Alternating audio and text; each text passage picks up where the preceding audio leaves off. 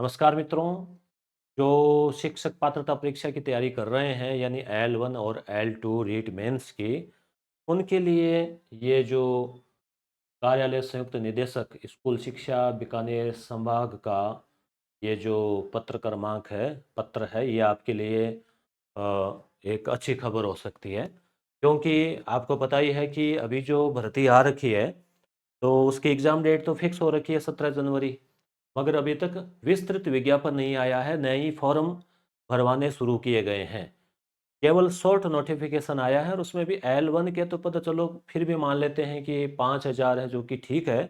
परंतु L2 के जो पोस्ट है, जो 2-2,500 के आसपास है, वो ऊँट के मुँह में जीरा के समान है। आज बीएड धारी जो पात्र अभ्यर्थी है, अगर उनको की संख्या से अगर तुलना करें, तो उसमें भी फिर अगर आप सब्जेक्ट वाइज बांटेंगे तो बहुत कम पोस्ट रह जाएगी।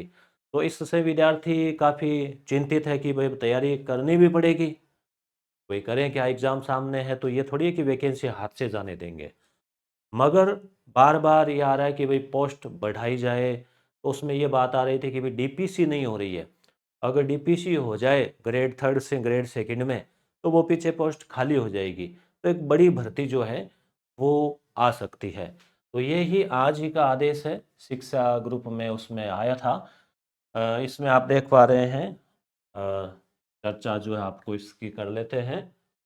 तृतीय श्रेणी अध्यापक से वरिष्ठ अध्यापक पद की डीपीसी के संबंध में, तृतीय श्रेणी अध्यापक पद से वरिष्ठ अध्यापक के पद की डीपीसी हेतु माननीय न्यायालय द्वारा प्रदत्त स्थगन की पालना में कुल 4 वर्षों की डीपीसी लंबित है। 4 सालों से डीपीसी नहीं हुई है। उक्त पदोन्नतियों के संबंध में बीकानेर मंडल में संबंधित संवर्ग में कार्यरत कार्मिकों की गत 7 वर्षों की वार्षिक कार्य मूल्यांकन रिपोर्ट। इसमें क्या होता है कि डीपीसी होती है तो उससे पहले एपीआर बोलते हैं इसको, कि भाई आपका जो वार्षिक कार्य मूल्यांकन रिपोर्ट है, आजकल ऑनलाइन होती है। अभी हम लोगों से भी भरवाई थी वाइस प्रिंसिपल के प्रमोशन हेतु व्याख्याताओं से। तो वो जैसे भर के भेजी थी, उस कुछ दिनों बाद ही वाइस प्रिंसिपल की लिस्ट आ गई थी प्रमोशन की। तो इसमें भी इन्होंने क्या है, एपीआर जो है उसका मांगा है कि अभी तक जो है इसमें भेजी नहीं है, प्रस्तुत करें, ताकि आगे की कार्यवाही जो है वो की जा सके। यानी एक वार्षिक कार्य मूल्यांकन रिपोर्ट होती है, जो कि किसी भी कर्मचारी के उच्च अधिकारियों द्वारा उसमें उसको मार्किंग दी जाती है। तो अतः उक्त पत्र के संबंध में आपको निर्देशित किया जाता है कि डीपीसी संबंधी कार्य हेतु चाहिए गई एपीआर आगामी 7 दिवस में इस कार्यालय में स्वयं उपस्थित होकर दिनांक 4/11/2025 को उपलब्ध करावें। किसको भेजा गया है? जिला शिक्षा अधिकारियों को भेजा गया है ये। तो अब ये आगे जैसे कहेंगे स्कूल स्तर पे, तो ये कल ही शायद कार्रवाई इस पे काम शुरू हो जाएगा और फटाफट ऑनलाइन एपीआर भर जाएगी 7 दिन के अंदर अंदर, 4 तारीख तक। तो ये 7 दिन इसमें 4 तारीख तक हो रहे हैं, तो 4 तारीख के बाद यानी नवंबर के प्रथम या दूसरे सप्ताह में आप मान लो, संभावना है कि डीपीसी की लिस्टें आने शुरू हो जाए। इससे क्या फ़ायदा होगा? फ़ायदा बेरोजगार अभ्यर्थियों को ये होगा कि जैसे ग्रेड 3 से ग्रेड 2 में चले जाएंगे जो शिक्षक, मान लीजिए 20,000 की डीपीसी होती है, तो वहाँ क्या होना है, मैंने ऐसे ही एक काल्पनिक आंकड़ा बोला है, ज़्यादा भी हो सकती है, कम भी हो सकती है।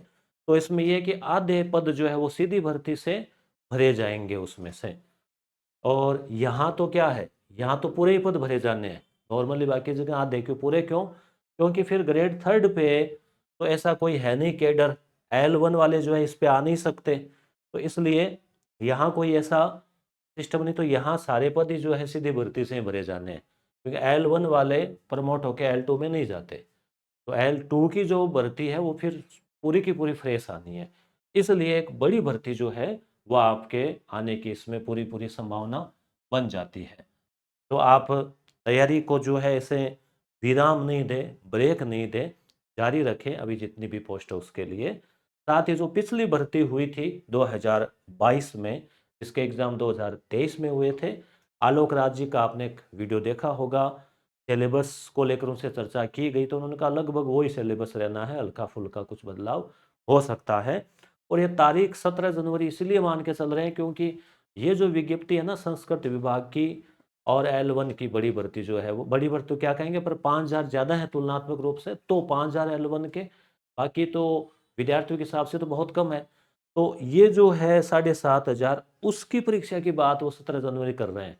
मुझे पहले ये लग रहा था कि कोई भर्ती जैसे बड़ी भर्ती अलग से आएगी और फिर उसका परीक्षा वो 17 वो नहीं है, वो पहले से भ्रम था। तो अब अभी तक विस्तृत विज्ञप्ति शायद ये भी कारण हो सकता है कि वो इंतज़ार करें डीपीसी का, और 10-15 दिन में मान लो आ जाती है विस्तृत विज्ञप्ति नए पदों के साथ, तो फिर फॉर्म भरे जाएंगे। अगर बड़ी भर्ती बनती है तो हो सकता है एग्ज़ाम भी आगे चला जाए। और अगर वो ऐसा भी कर सकते हैं कि अभी 17 जनवरी को ये जितनी छोटी वैकेंसी आ रखी है उसी का एग्ज़ाम करवा लें, और आगे फिर से कोई मार्च अप्रैल में कोई नई विज्ञप्ति जारी कर दें। दोनों ही बातें जो इसमें जा सकती है। बाकी देखो आगे क्या निर्णय रहता है सरकार का और उच्च अधिकारियों का। तो ये एक पुस्तक है आई वे क्वेश्चन, जो 2022 में 9 अलग अलग विषय वाइज पेपर हुए थे। इसमें L1 और L2 दोनों में जो कॉमन टॉपिक है, राजस्थान का भूगोल, इतिहास, कला, संस्कृति, राजस्थानी भाषा, शैक्षिक परिदृश्य, आरटीई, करंट अफेयर, मनोविज्ञान और सूचना तकनीकी, उनसे संबंधित जो क्वेश्चन थे, जो करीब प्रत्येक पेपर में 80-90 क्वेश्चन है। तो ये 700-800 क्वेश्चन व्याख्या सहित की किताब है PYQ, जो आपके लिए उपयोगी हो सकती है, बहुत महत्वपूर्ण रहेगी, क्योंकि क्वेश्चन भी है और उनकी व्याख्या भी है। आप नॉर्मली उर्दू वाला, पंजाबी वाला ये पेपर आप देख नहीं पाएंगे, परंतु यहाँ पे हमने उनमें जो क्वेश्चन आए जीके के वो सब, यानी टोटल जो 8 पेपर L2 के, एक L1 का, 9 पेपर जो है इस यहाँ पे करके उनका हल और उनकी व्याख्या तो आपके लिए उपयोगी रहेगी। तो ये डीपीसी वाली जो न्यूज़ है, इससे एक बिल्कुल अब एक उम्मीद की किरण जो है वो जगी है कि जल्द ही इस पे काम शुरू होगा। तो जैसे डीपीसी हो जाएगी, जो भी वर्तमान में ग्रेड 3 है वो ग्रेड 2 बन जाएंगे, तो वो सारे पद तो उधर खाली होने हैं। कौन से, जिनको एक क्राइटेरिया हो गया, मान लो कुछ वर्ष की सर्विस हो गई, तो वो ऐसा नहीं कि आप सोच रहे हैं कि पूरी खाली हो जाएगी स्कूलें, ऐसा नहीं है। तो जिनको काफ़ी साल हो गए सर्विस करते हुए और जो सीनियरिटी में आ रहे हैं, उस हिसाब से जो है वो डीपीसी होगी, तो निश्चित रूप से एक बड़ी भर्ती के लिए स्पेस बनेगा। धन्यवाद।